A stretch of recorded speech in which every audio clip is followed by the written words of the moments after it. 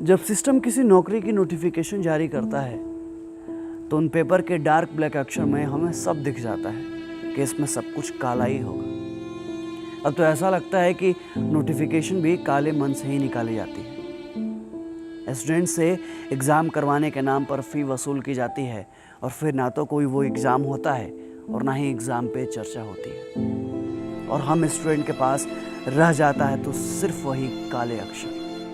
फिर भी उन काले अक्षरों को अपने छोटे से कमरे के बड़े से दीवार पर चिपका कर ही सांस में पढ़ाई करते हैं कि कभी तो सिस्टम और सिस्टम के लोगों को शर्म आएगी, कभी तो उन्हें हम बेरोजगारों पर तरस आएगी, या फिर कभी तो किसी बड़े अधिकारी, मंत्री, मीडिया को उन 2.5 करोड़ फॉर्म पर नजर जाएगी जिसका बत्ती बनाकर ये लोग देशभक्ति का दिया चला रहे हैं। लेकिन नहीं, तो ये मत भूलिए साहब कि हम युवाओं को भी दिया जलाने आता है।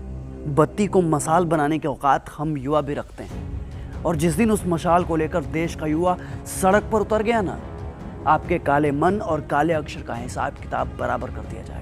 युवा भारत की बात होती है तो सरकार और मीडिया चैनल सीना ठोक कर इतराते हैं, पर वहीं बात बेरोजगार भारत की आती है तो सरकार और बड़े बड़े मीडिया चैनल्स की बत्तीसी गुल हो जाती है। सनद रहे सरकार, ये एनालॉग नहीं डिजिटल इंडिया है।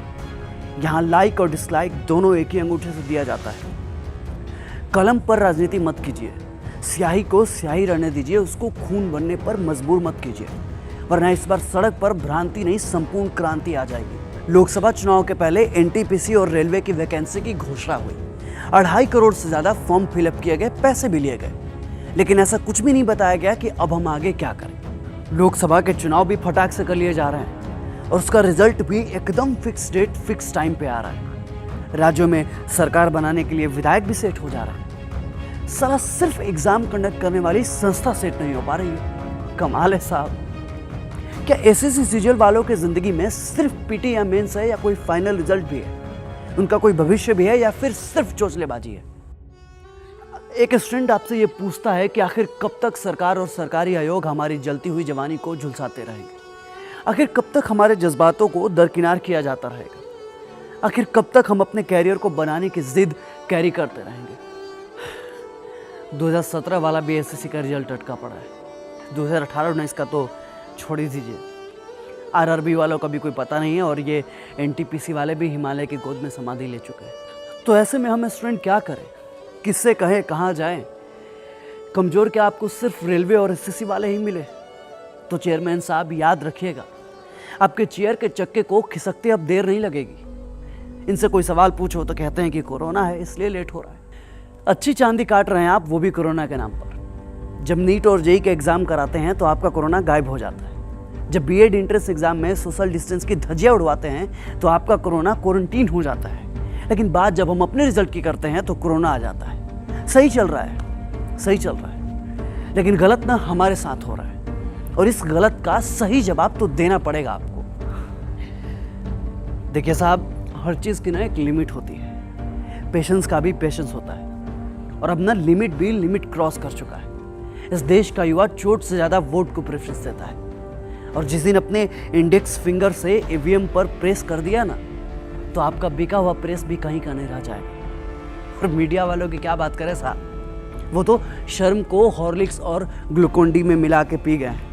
इन्हें देश की बेरोजगारी, युवाओं के टूटते हौसले और हम स्टूडेंट के बिखरते सपनों से कोई लेना देना नहीं है। मीडिया में चीन के माल के बहिष्कार की खबर चल रही है, पर इसी देश में हम युवाओं को, हम स्टूडेंट को बहिष्कृत किया जा रहा है। इससे किसी को कोई लेना देना नहीं। इन्हें दलित, हिंदू, मुस्लिम, ब्राह्मण सबकी खबर है, सिर्फ हम बेरोजगार स्टूडेंट की कानों कान खबर नहीं। तो बताइए ना साहब, हम आपका बाइकआउट क्यों ना करें, जब आपने हमें सालों से बाइकआउट करके रखा है? आपकी खबर हमारे किसी काम की है ही नहीं, तो आप किस काम के हैं? और इस बार तो आप भी देखोगे कि हम स्टूडेंट और बेरोजगारों को बाइकआउट करने का नतीजा क्या होता है। हमारी संवेदनाओं को कुतरने का आगाज आपने किया है, तो हमारी भावनाओं से खेलने का अंजाम भी आप भी देखोगे। अगर आप हमारी समस्याओं को नहीं सुलझा सकते तो आपको कुर्सी पर बैठने का कोई हक नहीं है। और हाँ, आपके सिस्टम में जो दीमक लगा है ना, उसे साफ कर लीजिए अब भी, क्योंकि एक ना एक दिन इसका हिसाब तो आपको देना होगा। और हमें कमजोर समझने का भूल मत कीजिएगा, क्योंकि जो हम पढ़ते हैं ना, इसका प्रैक्टिकल भी करते हैं।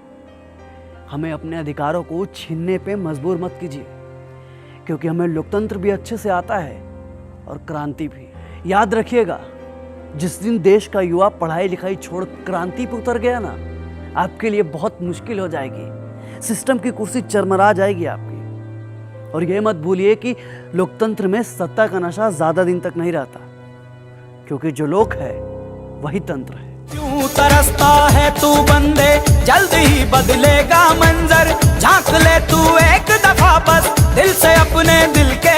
ओ सिकंदर, ओ सिकंदर।